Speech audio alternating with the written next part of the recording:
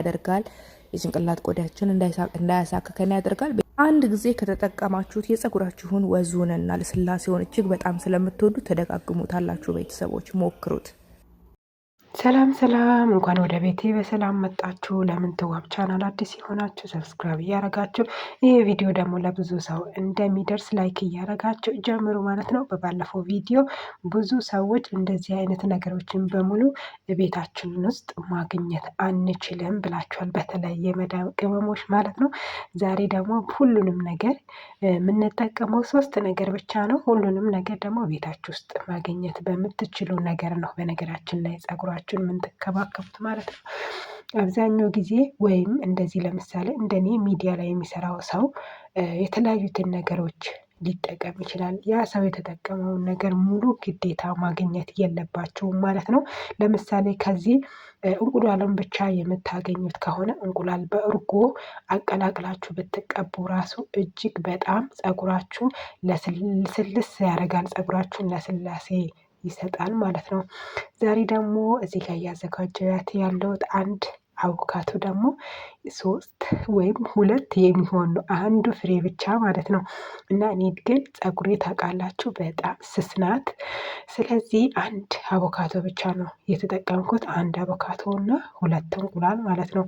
እሱንም በመፍጫ ማፍጫት ትችላላችሁ ማለት ነው። እኔ ግን በሹካ ነው እንደምታዩት እንደዚህ እያረኩኝ እያማሰልኩት ያለሁት ማለት ነው። በነገራችን ላይ ብዙ ጊዜ እንደዚህ አይነት እንደ አቮካዶ እንደ ሙዝ አይነት ስንጠቀም አብዛኛው ጊዜ የብዙዎቻችን ችግር ምንድን ነው?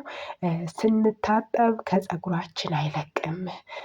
ከተቀባን በኋላ ደግሞ ጸጉራችን ስንታጠብ በተለይ ደግሞ የመዳን ቅመሞች ስለሆነን ግርግዳ ላይ ወይም የመጸዳጃ ግርግዳ ላይ እንትን ይላል። ከዛ ደግሞ ሻወር ገብታችሁ በኋላ ያንን ግርግዳ ማጽዳት እየተጸየፋችሁ እንደሆነ ነው የገባኝ ማለት ነው። እና በመጀመሪያ እናንተ ማሽን ላይ ፍጩት ብዬ ነው የምመክራችሁ ማለት ነው። እኔ ግን በቀላል መንገድ እንደዚህ ነው ያደረኩት። ቪዲዮ ተቆርጦብኝ ነው የወይራ ዘይት ወይም ከኮኮናት ወይም የወይራ ዘይት ተጠቀሙት ማለት ነው። ቪዲዮ መሀል ላይ ቀረጽኩ መስሎኝ ተቆርጦብኝ ነበር መሀል ላይ ተጠርቼ ማለት ነው። ሀባብያት እና ጸጉሬ እንደምታዩት ይኸው ዛሬ ቆሜ ቪዲዮ እየሰራሁላችሁ ነው።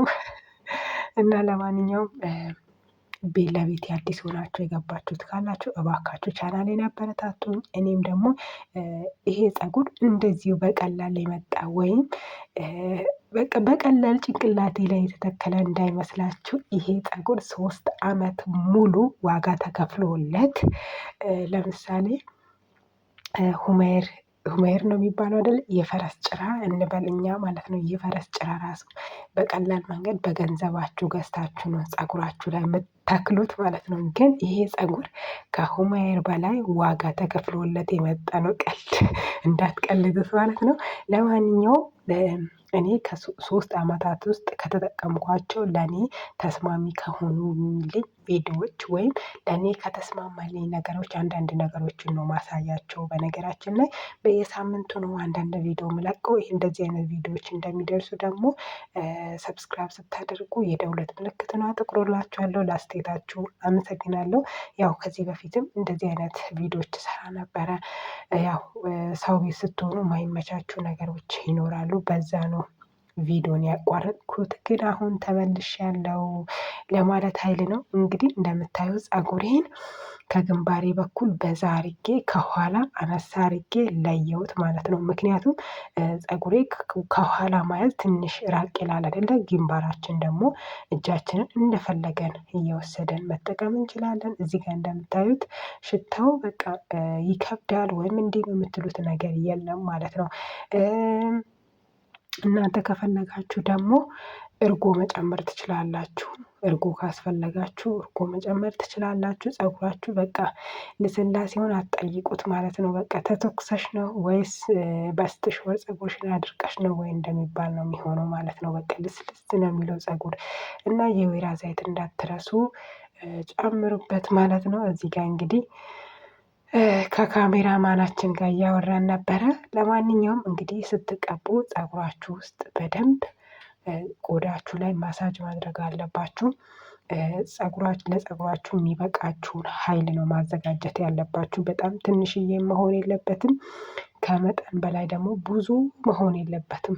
በጸጉራችሁ ልክ። እኔ ጸጉሬ እንዳያችሁት በጣም ስስ ነው እና ረዘም ይላል። ከምንም በላይ ደግሞ ብዙ ጊዜ ሰዎች የጸጉር ቁመት ሳይሆን መፈለግ ያለብን የጸጉር ወዝ ነው። ጸጉራችን ስንተኳስ ወይም ጸጉራችንን እንደ ፍሪዝ አርግተን ስንወጣ የጸጉር ወዝ በቃ ሙልት ያለ ጸጉር ያስፈልገናል። እዚህ ጋር በፎቶ እንደምታዩት ማለት ነው። እና ሙልት ያለ ጸጉር በቃ ጥቅጥቅ ያለ ማለት ነው። የኔ ደግሞ እንደምታዩት ከዚህ በኋላ በእንክብካቤ ይመለሳል ብዬ ተስፋ አረጋለሁ። ጸጉሬ በጣም ስስ ነው። እኔ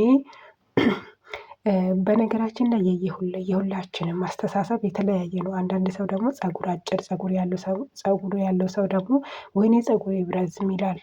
እንደዚህ ደግሞ ትንሽ ረዘም ያለን ጸጉር ያለን ልጆች ደግሞ ምንድን ነው የምንመኘው? ወይኔ እንደ እክሌ ሙልት ያለ ጸጉር በቃ ጥቅጥቅ ያለ ጸጉራችሁ በቃ ድፍን ያለ ማለት ነው። እንደዛ እንመኛለን። ይሄ ምንድን ነው? በቃ የሰው ልጅ ምንም ቢሰጠው ምንም ተመስገን አይልም ማለት ነው በአጭሩ። እና ለማንኛውም ከታች ያለውን በደንብ ማሳጅ አድርጌ እንትን ካልኩ በኋላ የፊቱን መጣው ማለት ነው። በነገራችን ላይ የኔ ጸጉር ከኋላ፣ ከፊት፣ መሀል፣ ግንባሬ አካባቢ ሁሉም ሙሉ ነው ማለት ነው። እዚህ ጋር እንግዲህ ከስራ ወጥቼ ነበር የተቀባሁት። ጌታን ቅቤ እንደተቀባሁ ነው የተሰማኝ። ደገምኩት። የመጀመሪያ ደስ ሲለኝ የሁለተኛንም ደገምኩት። የሚገርማችሁ ነገር ማለት ነው። እና ቅዝቃዜ በጣም ነው ደስ ያለኝ። እና ያው ከስራ ወጥታችሁ ታውቃላችሁ?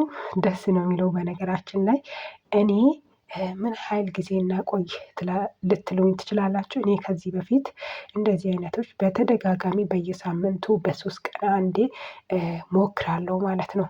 ግን ጸጉራችሁ ንጹህ መሆን አለበት። በቃ ነዲፍ የሆነ ጸጉር ላይ ነው መቀባት ያለባችሁ ማለት ነው። እኔ ግን የሚገርማችሁ ነገር በዚህኛው ዙር አሳድሬያለሁ ማለት ነው። ይሄ ከምሽቱ በዱባይ 1 ሰዓት አካባቢ ነው ማለት ነው። በቤታችን ላይ ትንሽ እንግዳ ነበረ። እነሱን ስራ ጨርሼ ታውቃላችሁ፣ አረብ ቤት ላይ እንግዳ ሲመጣ ትንሽ ይከብዳል። እንግዲህ ጸጉሬ ላይ እንደምጠቀመው በደንብ ይዩት፣ የኔ ወሬን እየሰማችሁ ማለት ነው። እና ማታ ላይ 3 ሰዓት ወይም 2 ሰዓት ወይም 1 ሰዓት አካባቢ ተቀብቼ አስሬ እላዩ ላይ ቀለል ያለ ፎጣ ነገር አሰርኩትና ትራሴ ላይ ደግሞ ገላ የምናደርቅበት ፎጣ አለ አይደል? እሱን አደረግኩትና ተኛሁት ማለት ነው። በአጭሩ ፎጣውንም አላበላሸም፣ እንደዚህም ደግሞ ፍራሽንም ማለት ቴኪያውንም አላበላሸም ማለት ነው። እናንተ ግን በፈለጋችሁት መንገድ ሞክሩ። በቀላሉ ደግሞ ምንድን ነው ከእናንተ ጋር አብሮ የሚያድር ሰው ካለ ደግሞ እንደዚህ ሆናችሁ ተጨማልቃችሁ ማደር አትችሉም ማለት ነው። ያው እኔ ስላሳደርኩ ነው የነገርኳችሁ። ነገ እንደነገ በቃ ቁርስ ሳልሰራ በፊት ለቅለቅ አድርኩትና ወደ ስራ የገባው ማለት ነው። ጸጉሬን ካደረቅኩ በኋላ ምን እንደሚመስል አሳያችኋለሁ። ለማንኛውም ለቻናሌ አዲስ የሆናችሁ ቤተሰብ አድርጉኝ። እንደዚህ አይነት ቆንጆ ቪዲዮዎች እንደሚደርሳችሁ ሰብስክራይብ እያደረጋችሁ ቤተሰብ ሆኑ። አመሰግናለሁ። ቻው።